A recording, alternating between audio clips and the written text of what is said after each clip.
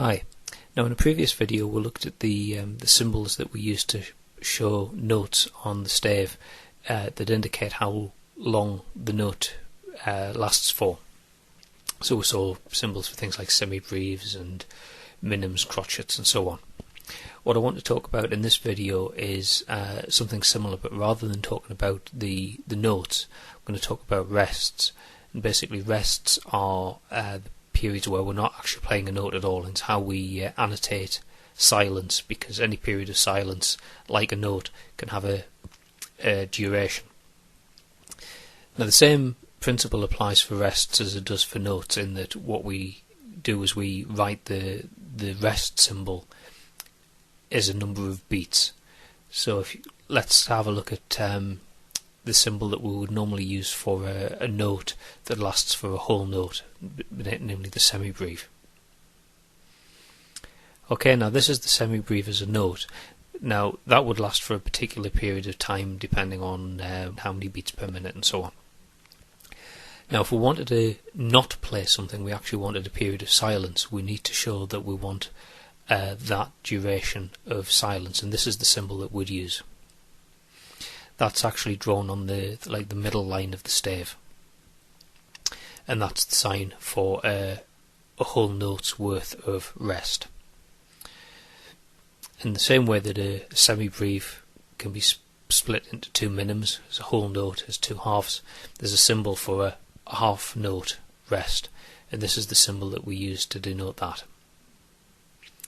Likewise, we can split that in half again and go from a minim down to a crotchet, and the symbol for that is this, which is the sign we use to denote a crotchet rest. Splitting the crotchet in half, we go down to a quaver rest, and again that can be divided again into a semiquaver, a demi-semiquaver. This symbology, when we go from quavers down over, fairly easy to remember, because you're just adding those little ticks onto the symbol. Okay, so let's see how we'd actually show those on the stave. Let's start off with a semibrief rest. What we've got here is a bar of 4/4 time, so one bar equals a whole note. And what we've got here is the semibrief rest sign, which is what this is indicating, is a whole bar of rest, so of no notes being played. Now let's have a look at a minim rest. So what we've got here is a bar of 4/4. We're playing half of that as a note, and then the other half of the bar is just silence, so we've got a note followed by a rest,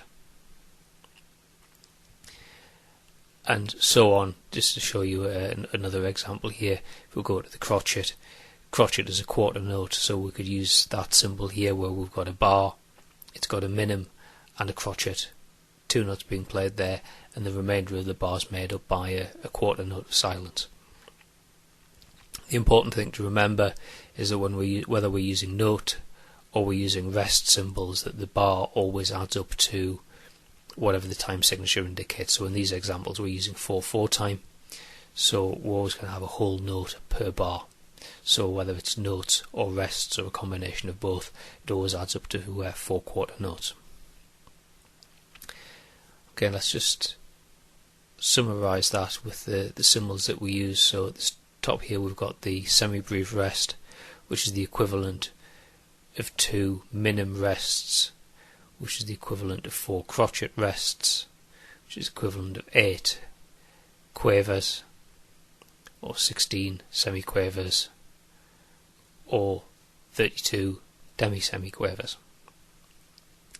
Okay, so if you got your head around the concepts that we discussed in the video on note values, then this should all be reasonably straightforward, and you should be able to get your head around that. It's just another set of symbols, so rather than denoting a note being played, what we're actually denoting is the absence of a note, and using some symbol to indicate how long that silence lasts for. Okay, so hopefully nothing too heavy in there, just a case of introducing some new signs and symbols for you to get used to. If you're not familiar with the theory behind this, then go back and look at the previous tutorials on note values and also on time signatures as well, and it should all make sense. As always though, if you're not too sure, feel free to pop onto the PhatPhish Facebook page and post any questions that you've got, or get in touch with me via a private message or whatever, and I'll do what I can to clarify things and set you on the right track. Okay, so I hope you found that useful, and I'll catch up with you in another video soon. Bye for now.